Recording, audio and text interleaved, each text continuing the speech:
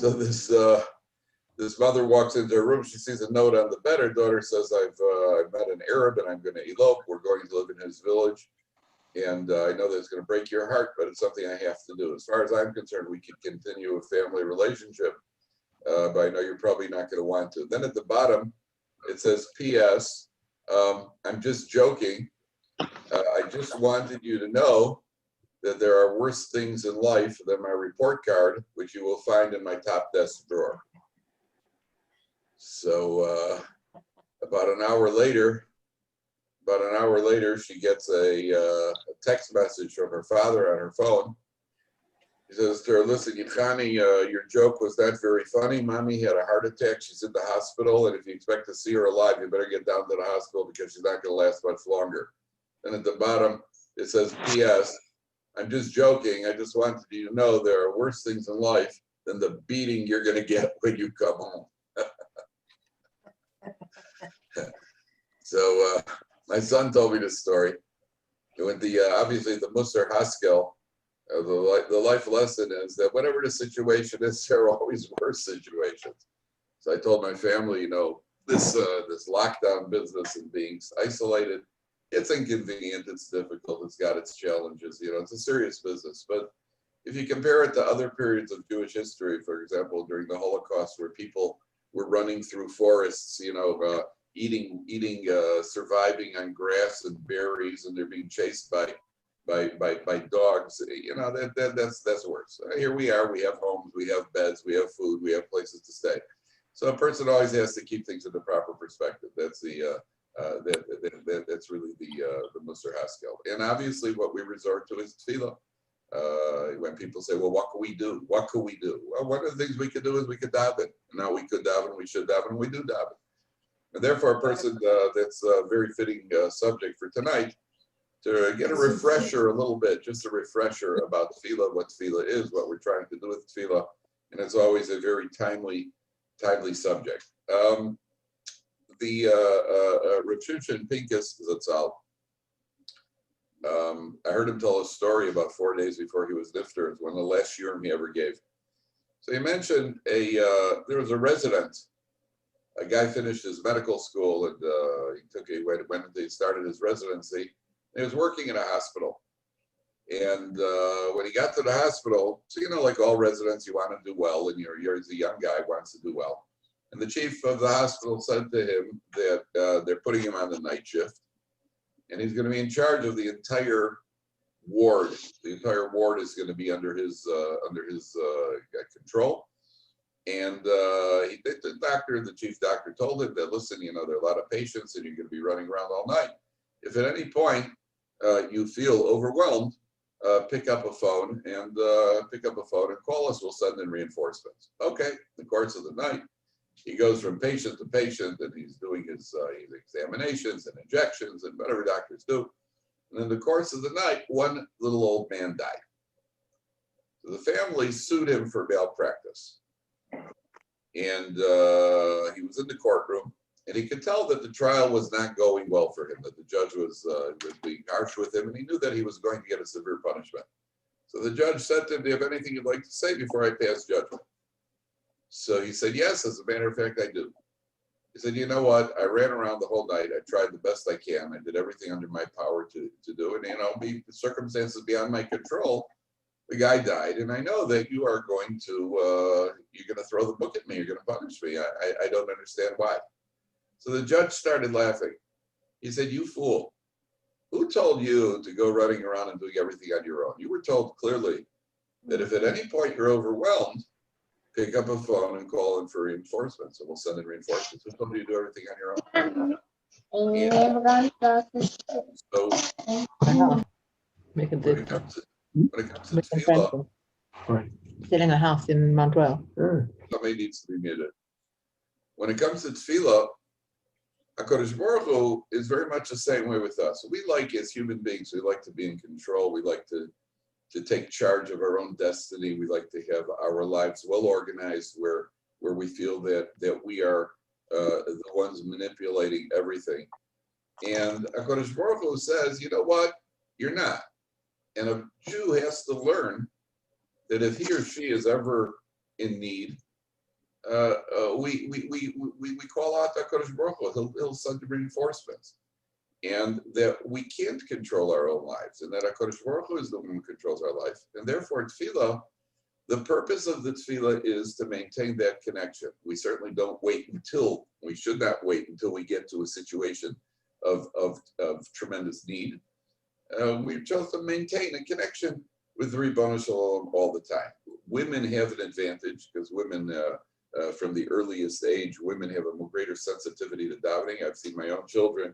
If you watch a little girl davening, the little girl holds her sitter like this, and she davens, and she stands in the corner davening away. And you watch a little girl, and she they got their eyes closed, and they're davening at 7 years old, and she just opens up the sitter and says whatever on the page. Hayom Yom Rishon B'Shabbos, Hayom Yom Sheni B'Shabbos, Hayom Yom Shlishi. So that she gets the part of the davening and says, we skip this part of the davening. Zelo Omrim B'Rosh Chodesh, Zelo Omrim B'Rosh Chodesh. What the girl says when she says what we don't say in davening, that's better. Put a little boy in front of a sitter and take a little boy. He's always like this. He's finished before he even starts. If you put two little boys together, it's more like, it looks like kind of like boom, boom. The two little boys are already banging each other. So women do have a natural proclivity towards tefillah, towards anything ruchni. But at the end of the day, we need a reminder. The point of tefillah is to maintain that constant connection with HaKadosh Baruch Hu, not to think that we can do everything on our own. You're in South Africa. I don't know what the comparison is. My wife is from a small town in America. You guys have probably heard of New York, Chicago, and Los Angeles. I don't know if you've heard of anything else. I was just talking to a South African yeshiva bacher the other day, and he told me about he knew a relative of his was in America. I said, where does he live? He goes, I don't know. It's somewhere in America. So I said, somewhere in America is not like somewhere in South Africa. Somewhere in South Africa means usually Johannesburg, and if not, then Cape Town. There is no somewhere in Africa. It's somewhere in South Africa. Right? People in South Africa, Jews in South Africa, don't live in what do you call it, in the townships, right? They live in your choices are limited. In America's a big place. So my wife is from a small place in America called Columbus, Ohio. Now, Columbus, Ohio, unlike New York or Chicago, is very much a goy type of town, and it's a small Jewish community, but it's not that Jewish feel. It doesn't have that Jewish feel. So my brother-in-law was working as an accountant in a department store, and I had to speak to him. So I went down to the department store, and the young lady behind the counter was obviously not Jewish. And not only she was not Jewish, it's the population there is kind of almost like lower middle class, upper lower class, not very sophisticated. And I walked up to her and I said, "Excuse me, can you tell me where Mr. Cohen is?" And she says to me, "Yeah, he's in Minyan." So first I thought I didn't hear her correctly. I said, "He's where?" She goes, "He's in Minyan." I said, "Where is this here Minyan?" So she says, "Well, in the back in the storage area, second office on the right." And I walk over to the storage area, and I open the door, and sure enough, there are 12 men in a room, and they got together to daven mincha. Now, this young lady obviously had no idea. My brother-in-law said, "If anybody calls, tell them I'm in Minyan." She thinks Minyan is a small town near San Francisco. That's what she thinks. But she had no idea what Minyan was. And I opened up the store, and I say, "Hey, there are 12 Jews in the middle of the day." And so you have this concept of in the middle of the day, you got to daven mincha. There's a reason for that, because the HaKadosh Baruch Hu wants that a Jew makes contact constantly, right in the middle of the day, right at the height of all activities, right where a person has got the greatest involvement in this world. The HaKadosh Baruch Hu says, "Stop, drop, don't do anything, stop what you're doing right now, and make contact. Make contact. Whatever you're doing, make contact now. Morning, afternoon, and night. Stop what you're doing and make contact." That's what your Ribono Shalom wants. And my wife once said to me, for frum women, when they go out with their husbands for dinner, so you can never relax, because there's always like all of a sudden the man gets up and says, "Oh, I got to catch a ma'ariv," right? I didn't daven mincha yet. I got to run and grab a mincha. What the women don't know is that's our fallback position, because if I'm ever out with my wife's family, I could say, "Oh, you got to go down tomorrow, see everybody," and she'll come back 2 days later. So where were you? That took us a long marriage. Well, Yalef Yavo, it takes a while. So the point of it is that HaKadosh Baruch Hu wants us to make contact. HaKadosh Baruch Hu wants constant contact in the course of the day. Now, there's a very interesting, what's the purpose of tefillah? And the Gemara says that HaKadosh Baruch Hu mis'aver l'tefillah shel tzaddikim. HaKadosh Baruch Hu desires the tefillah of the righteous. And the Gemara says this by way of answering and explaining why was it that the Avos and Imahos, Abraham Avinu, Abraham and Sarah, Yitzchak and Rivka, Rachel Imenu, why was it that they did not have children? That's what the Gemara asks. The Gemara answers that HaKadosh Baruch Hu wants the tefillah of the righteous. And after they daven, and by the way, Leah was also supposed to be without children. And the reason that she had children is because she already cried in davening. She davened very hard when there were rumors that she was going to marry Esav.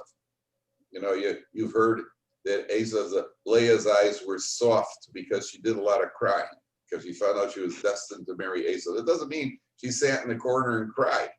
What it means is she cried her eyes out in tefillah. That's what it means.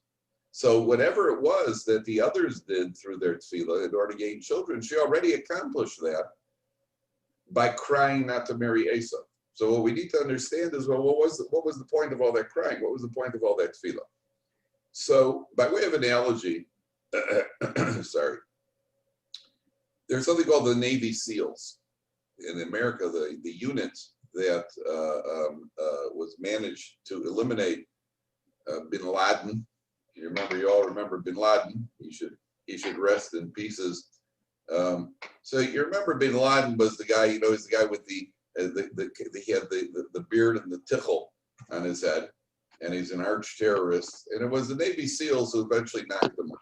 Now, to get into the Navy SEALs, to qualify to become a Navy SEAL, they put the candidates through an incredibly difficult training period. Sometimes they'll start with a group of 500 of the roughest, toughest Marines, really rugged, tough, what you call, solid Dutchmen, and they take these guys, big, strong, tough military men, and put them through this training program. And sometimes out of a group of 500 candidates, not one will qualify for the Navy SEALs. It's very, very intense. So I'm going to give an example. For example, one of the things they'll do, and my example, if anything, may be an underestimation, not an exaggeration. It may be an under-exaggeration.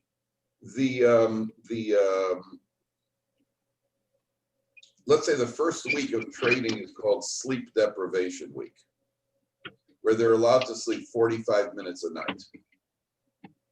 So by the third night, they're starting to go crazy. And 200 of the candidates drop out of the program. So they take these candidates, 200 men have dropped out. They put them in a room with a bed, a shower, some food. They're out of the program. The 300 remaining who managed to get through that first week of training, they go into the second week, which is submersion in ice water on and off for 16 hours a day. And by the third or fourth day of the week, another 250 guys drop out of the program.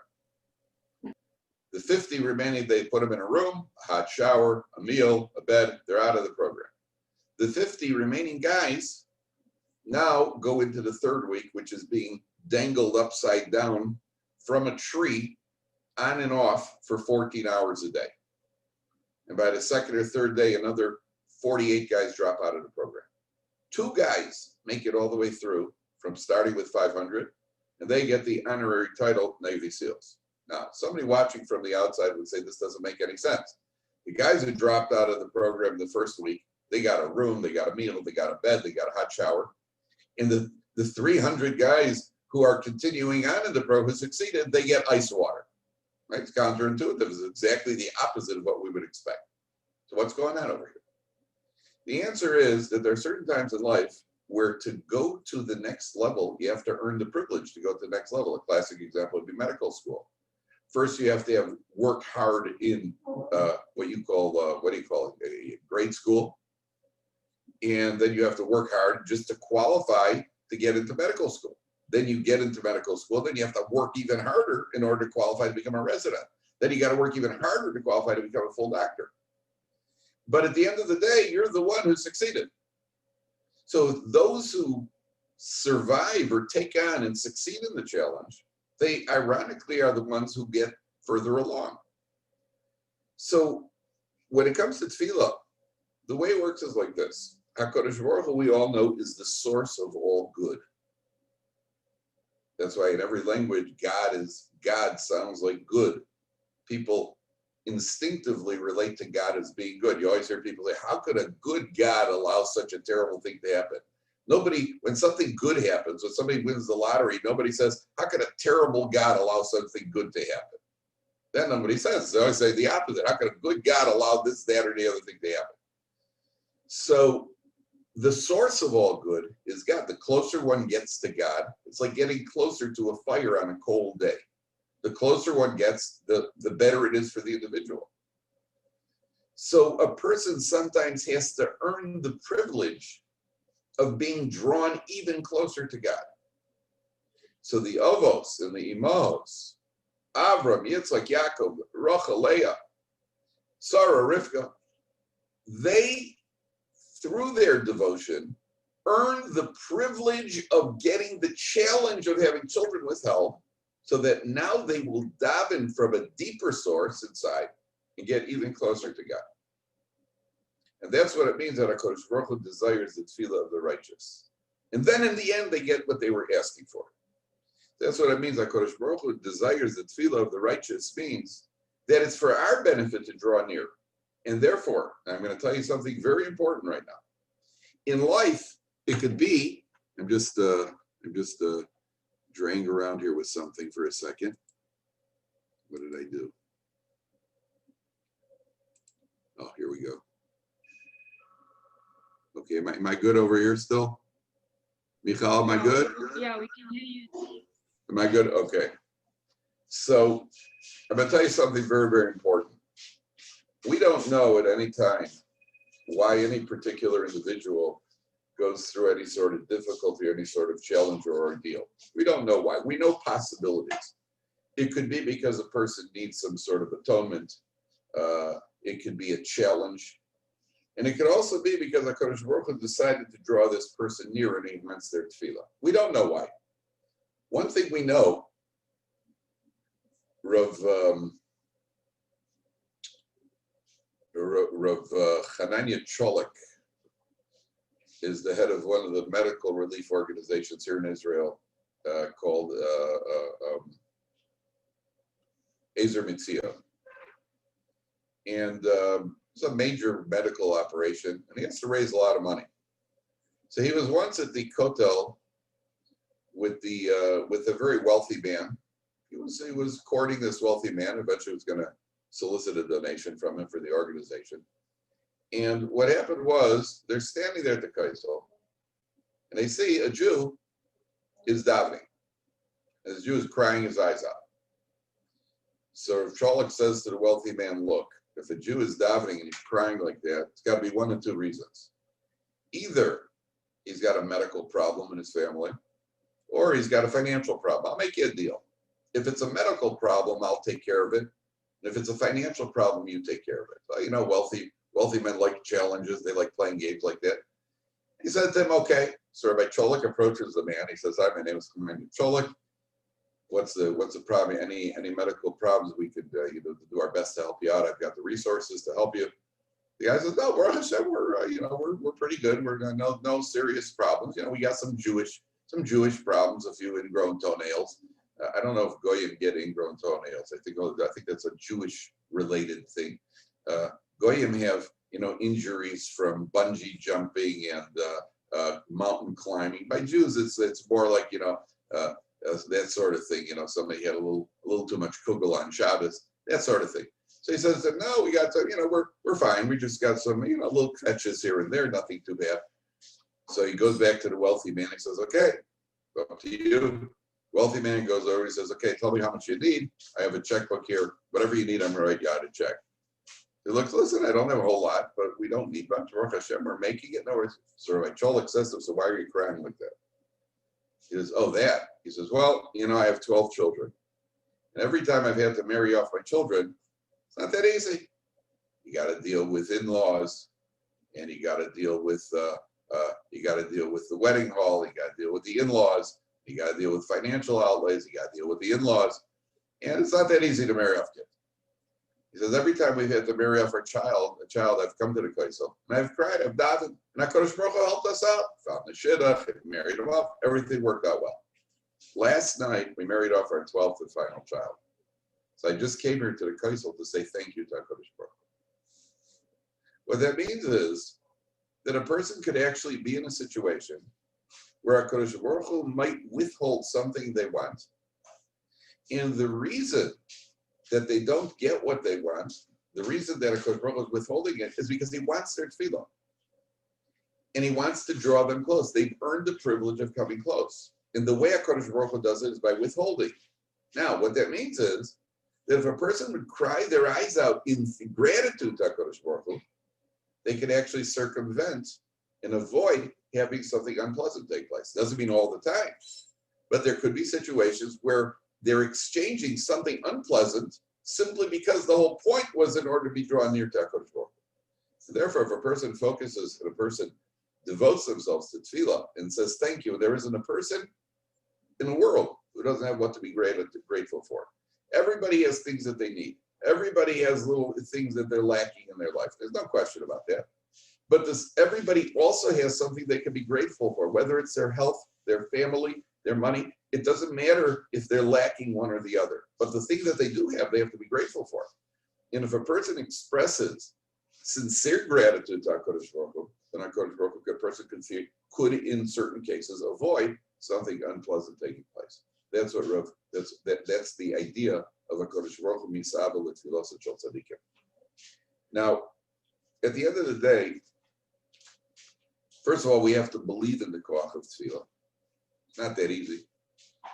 When I don't know if any of you have ever been involved, are involved, know people involved with shidduchim, depending on your ages, depending on your family situations. So when my oldest daughter got involved in shidduchim, so like many homes, that becomes the subject in the home. Shidduchim, shidduchim, shidduchim, shidduchim. You're sitting at the table, please pass the shidduchim. That's it, that day and night, shidduchim, shidduchim. So my oldest daughter started shidduchim, and my two younger daughters, one of them was 10 and the other one was 7. So at a certain point, the 7-year-old, she'd had about enough. And at a certain point, she said, shidduchim, shidduchim, shidduchim, shidduchim. What is shidduchim anyway? So the 10-year-old, who was so wise, she said to her, you don't know what shidduchim are. You daven to Hashem and you get married. I thought, you know what? Some adults ought to hear that too. That's ultimately what it is. And no less an authority than the Brisker Rav said that hishtadlus, in the area of shidduchim particularly, making an effort in the area of shidduchim, you have to make your basic effort. It says, but making over efforts don't help. In shidduchim, it doesn't help. It's all tefillah. It's all tefillah. You have to make a basic effort, contact the shadchan, whatever it is. And the reason that Brisker Rav said, the reason people make a lot of phone calls, call somebody else, talk to somebody, find out something, get busy, is because it's human nature. We want to feel we're doing something.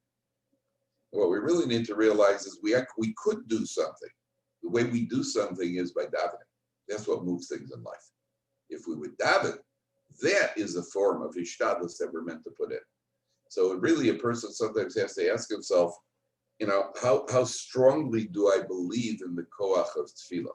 How strongly do I believe? Because, we all daven, we all know that davening. Do I really believe that davening moves things? Do I really believe that davening is therefore? I once went to Rav Chaim Kanievsky Shlita. I had an issue, we're going back probably about 20 years ago. And I went to get a bracha for a certain issue that I had. And then I said to him, after he gave me a bracha, said Hashem will help. And I said to him in Hebrew, I said, is there something practical that I could do?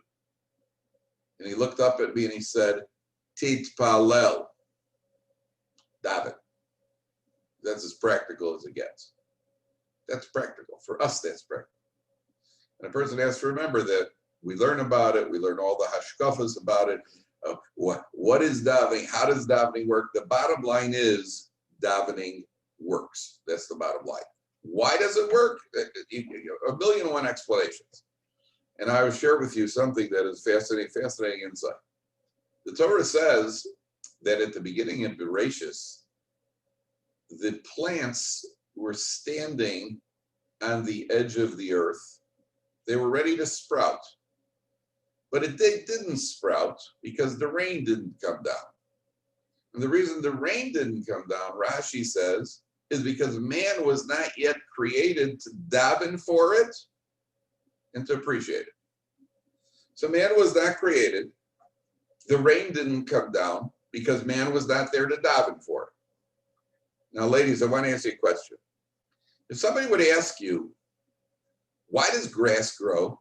Because rain falls on it. But why should rain make grass grow? God could just as easily have made grass grow and plants grow without rain, very easily. God could have made it grow without needing any nutrients whatsoever. Doesn't even need earth. Yet we all understand, well, if there's no rain, it's not going to grow. Isn't that true? No rain, no growth. Why? Because God created rain to make things grow. The same way that he created rain to make things grow. And we don't understand why that is, but that's a fact of life. At the same time, there was created something called Tefillah to make it rain. Because without Tefillah, no rain. That's what the Torah says. Man wasn't there to daven. So the same way that rain makes grass grow, Tefillah makes rain come down. Why? Because that's the way it is. So what we need to internalize is that there's a force that we're holding in our hands, and it's called Tefillah. It's a very potent force. Now, the obvious question people ask is, all the time people ask, will we get what we want? Why don't we get what we want? I've been davening for something for so long and it hasn't happened. Okay, those are valid questions. There are different approaches to that. Will we get what we want? The Chazal say some tefillahs are answered immediately, some are answered after 30 years. It's an involved subject. But one thing is clear. Our obligation is to daven. Now, I heard somebody once told me a story. It's supposed to be a true story. So there was a man who had 3 sons. And his first son turned 18. On the day he turned 18, a letter arrived from a lawyer with a check. The letter said an anonymous donor has sent $1 million to become your sons on his 18th birthday. I mean, that's quite a birthday gift. By the way, my birthday's in August, if anybody has any ideas here. But we don't have to wait till August. We take advance payments as well. So there's a letter arrives, $1 million. Well, obviously, an 18-year-old male, $1 million. What's the first thing he does? He goes out and buys himself a car. He buys himself a sports car. And he's zipping around in his sports car for 3 weeks. And one day he is speeding along in his sports car and he loses control, hits a tree, and he dies instantly. 2 years later, the second time, son turns 18. The day he turns 18, a letter arrives from the lawyer, an anonymous donor sent $1 million. This time the family's more cautious. They put most of the money away, but he's still got more money than it's good for him. Falls in with the wrong friends, gets involved in drugs. He has money for the drugs, and his life is ruined. He has to go into rehabilitation. 2 years later, the third son turns 18. Letter arrives in the mail, lawyer, anonymous donor, $1 million. The father picks up the phone, he calls the lawyer, he says, sorry, thank you, but no thank you, we're not interested in the money. The lawyer says, I'm sorry, your son is legally an adult, you cannot decline the money for him, he'd have to decline it for himself. The father goes ballistic, he says to the lawyer, who keeps sending this money? The lawyer says to him, do you remember about 20 years ago in business, you had a partner, and the two of you had a very nasty split. He vowed that one day he would get revenge. He made a lot of money and decided the best way to get revenge is to send $1 million to each of your sons on their 18th birthday. Looks like he was right. So sometimes a person feels, I want this, and I want that, and I want the other. We have a whole laundry list of all the things that we know that we need, that we want from HaKadosh Baruch Hu. Yet HaKadosh Baruch Hu sometimes feels, you know what, you can't have this right now. If I give this to you right now, you'll crash it either physically or spiritually. If you daven, and you may daven for a week, you may daven for a month, and you may daven for 5 years, and you may daven for 30 years. But you, combined with davening, become a different essence. And when you become a different essence, then it could be that it could be given to you without being a threat, without being harmful. So we obviously don't know. We only know that we're supposed to daven. But one of the things that may sometimes interfere with our receiving what we're looking for, it may be that we ourselves, HaKadosh Baruch Hu knows better. Like the child who wants candy from his father, and the father says, that's not good for you. Or the child who, the 16-year-old who wants a car, and his father says, that's not good for you. So at the end of the day, we don't know what. But we do know that we are meant to daven, that we know that we're meant to do. Now, there is another possibility, and I think that this is extremely important for people to know. By the way, the Chafetz Chaim mentions that also one of the things that interferes with tefillah, with our tefillahs being accepted, one of the things that interferes with it is how we use our mouths. If a person uses their mouth for lashon hara, or a person uses their mouth for inappropriate language, or a person uses their mouth to make other people feel bad. So the Chafetz Chaim says the kli, the utensil that we're using for tefillah, is a soiled utensil, and therefore it would be similar to bringing a gift. Could you imagine? You go for a visit, you see the Queen of England, and you present her with a box of chocolates, and you got the gift wrapping is filthy and stained, and it's got little oil splotches all over it. Right? So the gift won't be accepted because the presentation to the Queen won't be accepted because it's disrespectful. And therefore the utensil that we're using has to have a certain level of kedusha. The utensil that we're using for our tefillah can actually, if the utensil is spoiled, it could actually be something that impedes on the efficiency of our tefillah. Now, there's a what do you call it? There's a very interesting idea in Tehillim. David HaMelech says, "Anochi tolas v'lo ish." In Tehillim, David HaMelech says, "I'm a worm. I'm not a man. I'm a worm." And the Medrash on that pasuk says the Jewish people are compared to a worm. Klal Yisrael is compared to a worm. How so? Just as a worm, the strength and potency of a worm is in its mouth, so too the strength and the power of the Jewish people is in our mouths. What does that mean? So, if you ever see a tree and a tree rots, eventually a tree rots and it decays. What does that mean? It means there were little worms that invaded the tree, and because the worms ate the tree, they ate away at the tree. The tree eventually rotted. Now, if you took a look at a worm has a very soft mouth. Each worm is taking a bite out of this oak tree. Can you see on any one given worm, any one bite that it takes, that there's been an effect? The amount that the worm takes out of a tree with a soft mouth, out of a hard tree, is a microscopic part. On the other hand, obviously something's happening, because at the end of the day, the accumulation of the worms taking bites out of the tree rots. So obviously there is an effect, right? So what the Medrash is telling us is that Klal Yisrael are compared to a worm. Not only our only hope is our mouths, that tefillah is our only hope. Everything else that we do, the personal initiative that we take, that's an illusion. That's only because God said that we have to make hishtadlus. So that disguises it. But generally we with our own efforts, we probably cause more harm than good. But with our tefillah, the tefillah is our real power, but more than that, what that means is every time we daven, every single time a Jew davens, something is happening. Just like a worm, every time the worm takes a bite, something is happening. There is some sort of effect. It may not be a visible effect, but there's a cumulative effect. And similarly, by tefillah, when a person needs something, wants something, a person has an ordeal, a person would like something, the more one davens, the more one creates a cumulative effect. And therefore, Klal Yisrael is compared to a worm. So what a Torah Jew has to do is a Torah Jew has to always, because we daven so much, we're constantly davening, and we tend to take it for granted. And we tend to question how strong the davening is. The Torah Jew has to remember that Ein lanu lihishoin el avinu shabbat. We have nobody, we have no other recourse. And every tefillah is powerful.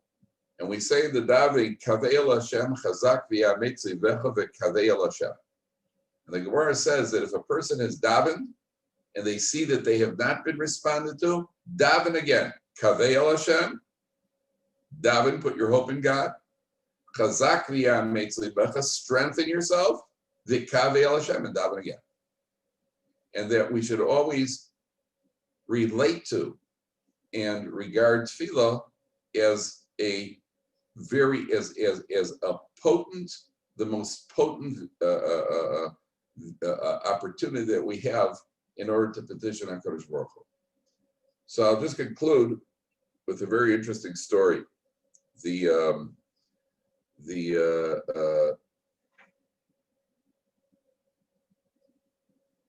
was a Rav who went to France. And he walked into a shul in France, and he saw a Jew davening. And this Jew was davening, and he was shaking back and forth during his davening. Sometimes you see people are davening, they're all over the place. And this Rav was watching this Jew davening, and this Jew was just putting in a whole lot of energy. And the Rav comes over to this Jew afterwards, and he says, Rabbi, I was really enchanted with your davening. That was just fascinating. Can I ask you, why so much physical energy? So the Jew says to the Rav, when I was a little boy, my mother once took me into the kitchen. I was about 5 years old. And she took a jug and she filled the jug with water and she put it on the kitchen table. And she filled the jug all the way to the top. And then she shook the table. And when she shook the table, a little of the water spilled over. And she said to me, Yankel, I want you to remember something. This jug represents the Ribono Shel Olam. And the Ribono Shel Olam is a Kel Mole Rachamim. He is a God who is filled with mercy. Kel Mole Rachamim, we say that all the time. He's a God filled with mercy. The trick is for us to figure out how to get some of that Rachamim to spill over onto us. So he says, Rabbi, I'm an unsophisticated person. I daven. I don't really understand everything that I'm saying. But one thing I know, maybe if I jump around and shake around during davening, I'll be able to shake over and have some of that rachamim spill over. That's my way of trying to access that rachamim. So he says, that's the lesson for us. Like what we have to remember is that kel malei rachamim. And even in the most trying circumstances, and it's inconvenient, and it's getting on everybody's nerves. But we have to remember HaKadosh Baruch Hu is a kel malei rachamim. Even the vaccines that are now making their way around the world, where did the vaccines come from? The vaccines are obviously a result of davening. Klal Yisrael daven, so there's a vaccine. Sometimes people say, well, if Hashem wants to, he can take away the corona anytime he wants. He does want to. And he's shown us the vehicle. The vehicle is now the vaccine. But where did that come from? Where did that come from? That's like the rain that only came down on the plants after the Rishon Daven. Why should the vaccine work? The vaccines work because HaKadosh Baruch Hu decreed vaccines work. But why should it be here? Why did it rain down? Why did that get discovered? That's because we daven. So HaKadosh Baruch Hu is a kel malei rachamim, and everybody should have Shem Yamalei Kol Mishalos Libchem V'Libeinu L'Tova. should always strengthen ourselves in davening. We should only have good things. And thank you everybody for joining us and listening tonight. And hopefully next time, maybe I'll be in South Africa in person. It's been a while. We never know. Okay, and thank you, special thank you to Miss Michal for organizing this. I'm sure she's doing a lot of good things. Everybody should appreciate what she's doing to keep everybody connected in some way to Ruchnius, and Be'ezer Hashem will be in touch in the future. Bye-bye. Thank you. Thank you very much. My pleasure. Thank you so much. Okay, good night. Good night, everybody. Thank you. Rabbi, there's a question. Yes. Yes. Please. I can't hear you. Sorry, I just saw that on the, somebody sent a question on, I'm not sure who it's from, which is not really important, but there's a chat there that somebody asked, what if we don't feel like we have the, okay. What if we don't feel like we have the koyach to daven with kavana? Is it better not to daven or to actually carry on davening? Very good question. Excellent question. Excellent question. And the answer is that we have to carry on davening. Because, some people's attitude, there are people who don't daven at all. Their attitude is, when I feel like davening, then I'll daven. It doesn't work that way. A person only develops a taste for anything in life. It's like somebody who's learning how to play piano. In the beginning, you don't feel like it. You're not very good at it. You don't feel like it. The more you play piano, the better you get at it, the more you feel like playing piano.